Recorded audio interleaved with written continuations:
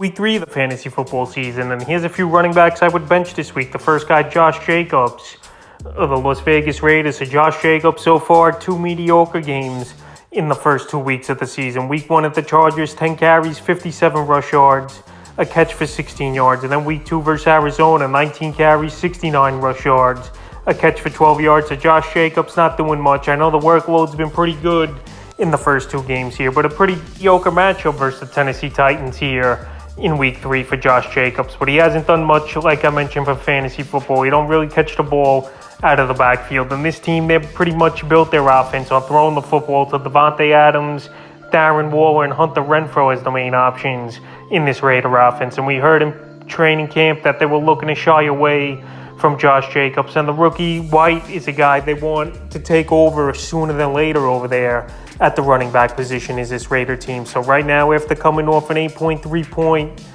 fantasy day and a 9.10 fantasy day in the first 2 weeks here with a mediocre matchup at Tennessee, if you have better options, he's definitely a running back I look to bench. If you don't have options and you got to ride with Jacobs, then you put him in your starting lineup. The next guy is Devin Singletary of the Buffalo Bills. So Singletary so far in the early going, he's done nothing for fantasy owners. Week 1 at the Rams, 8 carries, 48 yards, 2 catches, 14 yards. Week 2 versus the Titans, in that one, 6 carries, 19 yards, 2 catches, and 2 receiving yards. Now week 3 here, middle of the pack type of matchup at the Miami Dolphins. The Dolphins in week 1, they're pretty decent versus Stevenson and Harris. And then in week 2 versus Kenyon Drake, he didn't do anything in that ball game. But obviously Lamar Jackson carved him up, rushing over 100 yards in that one. But Singletary, he's a running back I can't trust at this time.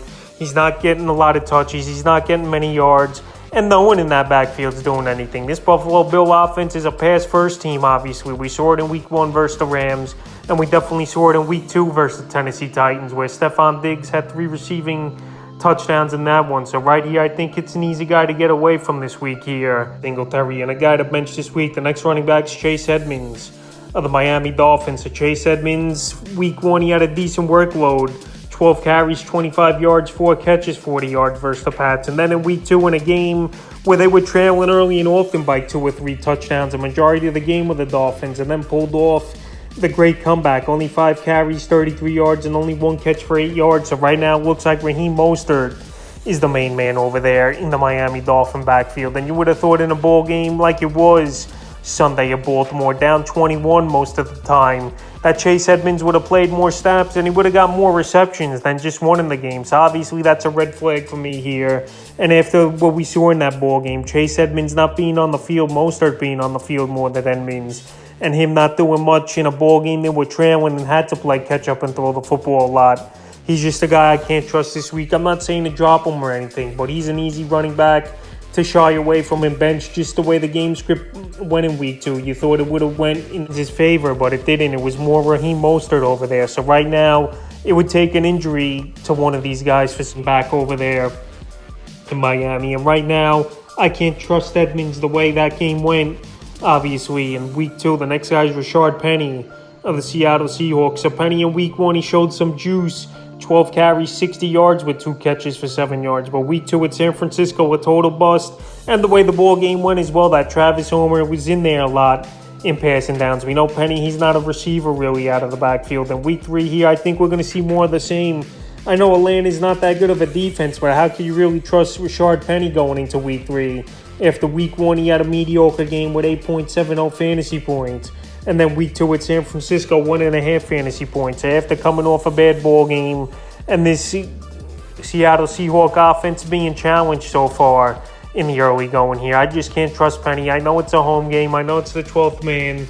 I know Atlanta isn't that good, but you should have better running back options than a Rashard Penny this week here. And he's a running back I would bench versus Atlanta. And so far, Atlanta, they really haven't got destroyed by running backs. Alvin Kamara in week 1, he didn't do much of anything versus them. And then last week versus the Rams, Henderson and Akers had mediocre games, but nothing over the top where Penny should be a must-start guy. So right here, I will bench Penny this week. And the final running back I look to bench this week is Kareem Hunt of the Cleveland Browns. So Kareem Hunt, him and Chubb obviously get a lot of touches in that backfield. And week 1, he had a great game at Carolina. 11 carries, 46 rush yards, a touchdown with 4 receptions, 24 yards, and a touchdown. Week 2 versus the Jets, a mediocre game, 13 carries, 58 yards, 2 catches, 16 yards. So it's a division game versus the Pittsburgh Steelers. And so far, the Pittsburgh Steelers, they've looked pretty good for the beginning of the season. I know Joe Mixon had a decent ball game in week 1.